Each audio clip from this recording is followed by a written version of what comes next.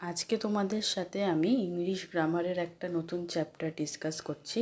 সেটা হলো subject verb agreement বা agreement of the verb with the subject. এটা খুবই একটা ইম্পর্ট্যান্ট চ্যাপ্টার, কারণ হচ্ছে এখান থেকে অনেক প্রশ্নই আসে গ্রামার থেকে, আর অনেকেই তোমরা হয়তো এই চ্যাপ্টারটা ভালো করে বুঝতে পারো না। তো আমি আজকে চেষ্টা করছি যতটুকু সম্ভব ভালো করে বোঝানোর। তো দেখো তোমরা ফার্স্টে এটা কি জিনিসটা সেটা জানতে হবে।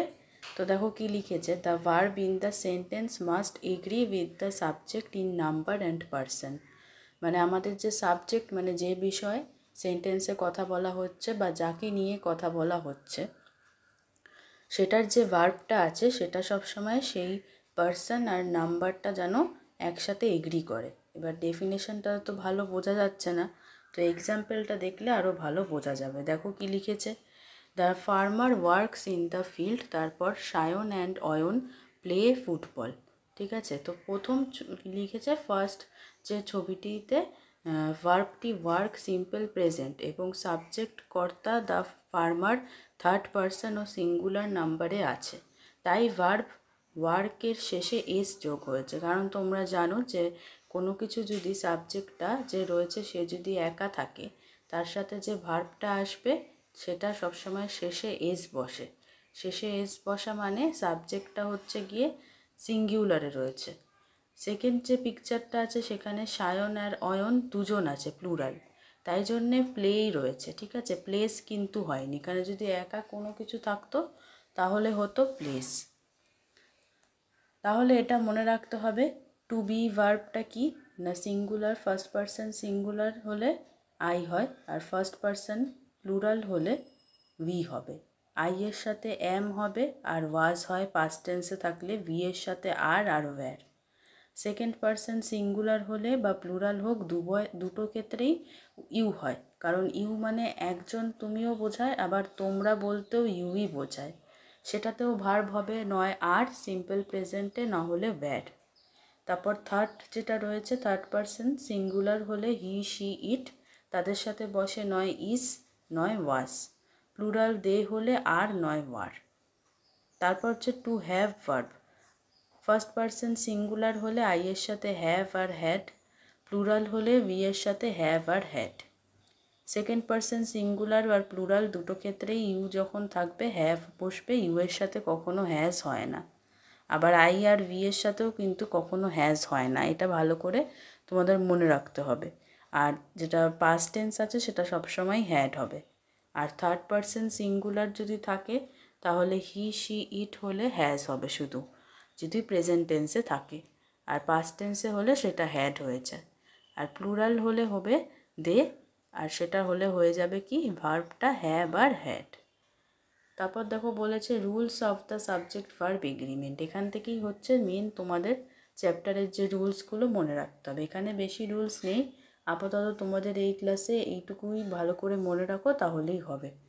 দেখো নাম্বার 1 কি বলেছে, two or more singular subjects joined by and take a verb in plural. এটা তোমরা সবাই জানো যে যদি দুজনের বা দুজনের বেশি কোনো হয় তখন তাদের সাথে ভার্বটা প্লুরাল হবে। যেমন Ram and Lakshman were heroes, যেহেতু দুজন আছে তাই ওয়াজ হলো না, ওয়্যার হলো, ছিল হিরোজ। তারপর অরুণ বরুণ আর তরুণ আর তিনজন আছে তাই আর ব্রাদার্স। নেক্সট দেখো বলেছে if two singular subjects express one idea the verb will be singular. মানে যে যদি দুটো সিঙ্গুলার সাবজেক্টকে একই রকম একটা ভাব দেখায়, আইডিয়া দেখায়, মানে একরকম অর্থ বোঝায়, তাহলে সেটার যে ভার্বটা হবে সেটা সিঙ্গুলার। এটা খুব ইম্পর্টেন্ট। যেরম রয়েছে bread and butter is my daily food, মানে ব্রেড আর বাটার তো একটাই মানে অর্থ দাঁড়াচ্ছে না, আমরা তো দুটো আলাদা আলাদা করে খাবো না, ব্রেড বাটার একসাথেই খাবো, তো সেটা ইজ হলো তাই জন্যে। তারপর slow and steady wins the match. Slow আর স্টেডি মানে যে আস্তে আস্তে যায় কিন্তু একভাবে এগিয়ে যায়, তারাই ম্যাচ জিততে পারে। এটাও একটাই কথা বলা হচ্ছে, স্লো অ্যান্ড স্টেডিকে একই অর্থে ধরা হচ্ছে। তাই ভার্বটা যেটা হয়েছে উইন্স, মানে যেরকম সিঙ্গুলার হলে হয় ভার্ব সেরকম ধরেই করা হয়েছে, নট উইন। তারপর নাম্বার 3 রুলে বলেছে যদি two or more singular subjects joined by either or neither nor এরা যদি থাকে তাহলে ভার্বটা হবে সিঙ্গেল, যেরকম either Naresh or Debesh was absent, মানে নয় নরেশ নয় দেবেশ অ্যাবসেন্ট ছিল, যেহেতু দুজনের মধ্যে একজন তাই ওয়াজ মানে সিঙ্গুলার ভার্বটা হলো। তারপর নাইদার রহিম নর হিজ ফ্রেন্ড হ্যাজ কাম, না রহিম নয় ওর ফ্রেন্ড, তাই এখানেও কিন্তু হ্যাজই হচ্ছে। মনে রাখতে হবে আইদার আর নাইদারের ভার্বেরটা একই রকম হয়। তারপর রয়েছে ইচ অর এভরি, ইচ আর এভরির সাথেও সবসময় ভার্বটা সিঙ্গুলারই থাকবে, যেরকম each boy and girl is intelligent, মানে এক একটা ছেলে আর এক একটা মেয়ের কথা বলা হচ্ছে, মানে এখানে কি যে একটা একটা করে ধরা হচ্ছে, মানে আমি সবাইকে একসাথে ধরছি না, একটা একটা করে ধরা হচ্ছে, যেহেতু একজন একজন ইন্ডিভিজুয়ালি বলা হচ্ছে তাই ভার্বটা সিঙ্গুলার ইজ। তারপর every man and women was happy, এখানেও মানে সব কটা ম্যান আর ওমেন সবার কথা বলা হচ্ছে, আলাদা আলাদা করে বলা হচ্ছে, তাই এটা ওয়াজ হলো। তারপর হয়েছে when two nouns are joined by with or as well as, যদি উইথ দিয়ে জয়েন হয় বা অ্যাজ ওয়েল অ্যাজ দিয়ে জয়েন হয় তাহলে ভার্বটা প্রথম যে পার্সন রয়েছে তার রকম হবে, যেরকম Pinaki with all his friends, তার মানে পিনাকি তার সব বন্ধুদের সাথে ইজ হিয়ার, এখানে ইজ হলো কেন, কারণ পিনাকির যেটা ভার্ব হওয়ার কথা সেটাই হচ্ছে, যেহেতু এটা প্রথম পার্সন। তারপর Rina as well as her friends, এখানেও রিনাটা প্রথমে রয়েছে, তাই রিনা যদি একা থাকতো তাহলে সিঙ্গুলার ভার্ব হয়, তাই এখানে ওয়াজ হলো। তারপর বলেছে if two singular nouns refer to the same person or thing, যদি দুটো সিঙ্গুলার নাউন হয় আর সেটা যদি একই মানুষকে বোঝায় তাহলেও ভার্বটা সিঙ্গুলার হবে, যেরকম the headmaster and secretary is present, মানে কি যে হেডমাস্টার অ্যান্ড সেক্রেটারি বলতে এটা দুজন একই পোস্ট, মানে একজনই দুটো পোস্টে রয়েছে হেডমাস্টার আর সেক্রেটারি, তাই is present.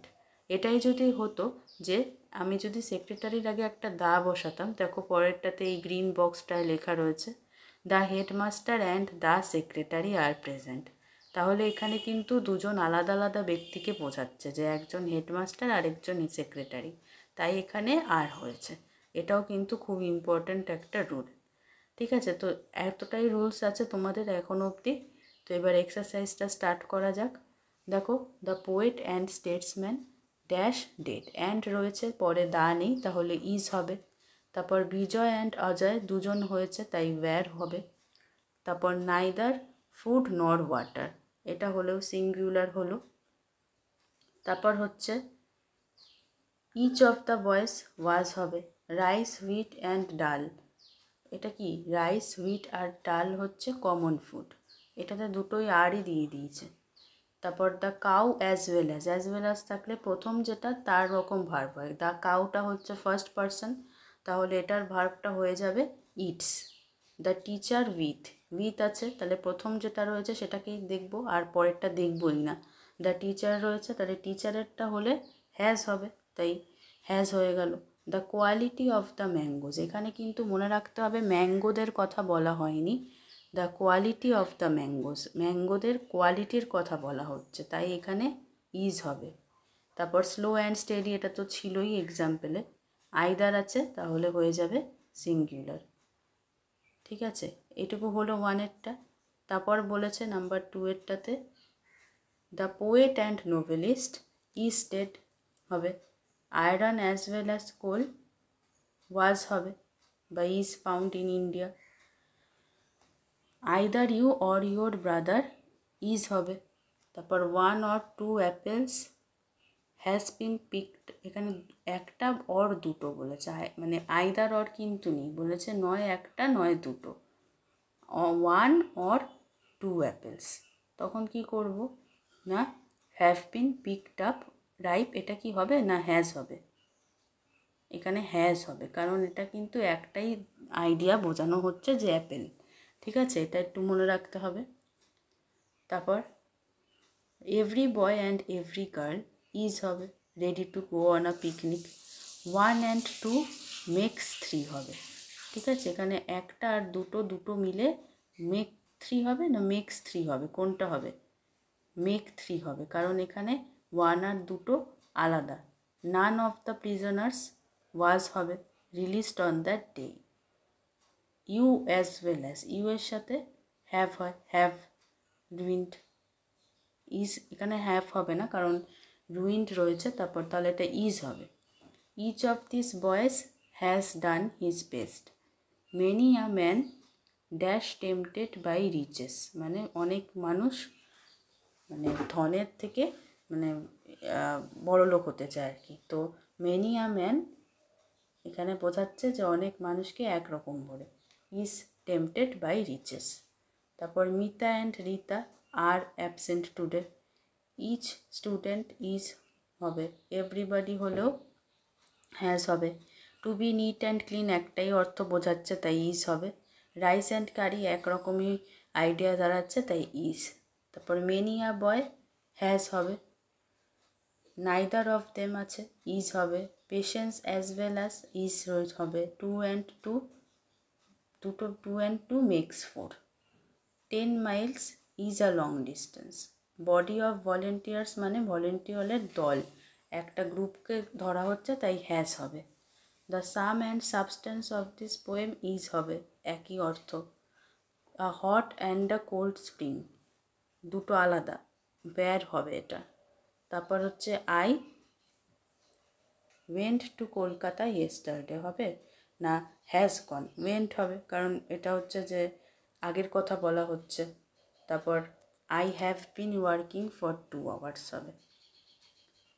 In each sentence and write it in the space opposite. হ্যাঁ, তারপর it has been raining all night হবে। সৌমিত্র ডায়েড লাস্ট ইয়ার হবে না হ্যাড ডায়েড, এটা ডায়েড হবে লাস্ট ইয়ার। তারপর কলম্বাস ডিসকভার্ড আমেরিকা। তাহলে এই চ্যাপ্টারটা হয়ে গেল। আশা করি তোমরা সবাই বুঝতে পারলে চ্যাপ্টারটা ভালো করে। এটা একটু ছোটোই ছিল এখানে, কিন্তু এটার আরও রুলস আছে, এর পরবর্তী ক্লাসে তোমরা আরও এটা নিয়ে ডিটেলসে পড়বে। তো এখন অবধি এতটুকুই থাকলো। সবাই যদি ভালো করে বুঝতে পেরে থাকো তাহলে একটাই ছোট রিকোয়েস্ট, আমার চ্যানেলটিকে সাবস্ক্রাইব করে আমার পাশে থেকো। এরকম অনেক ইন্টারেস্টিং যেগুলো তোমাদের গ্রামারের কঠিন টপিক আছে সেগুলো নিয়ে আমি খুব আলোচনা করার জন্য রেডি হচ্ছি, ঠিক আছে? আর তোমাদের বন্ধুদের মধ্যেও শেয়ার করো ভিডিওগুলো, আর একটু লাইক আর কমেন্ট করে আমাকে জানিও ক্লাসগুলো কেমন লাগছে। তো আজকের মতন এতটুকুই, টাটা, সবাই ভালো থেকো।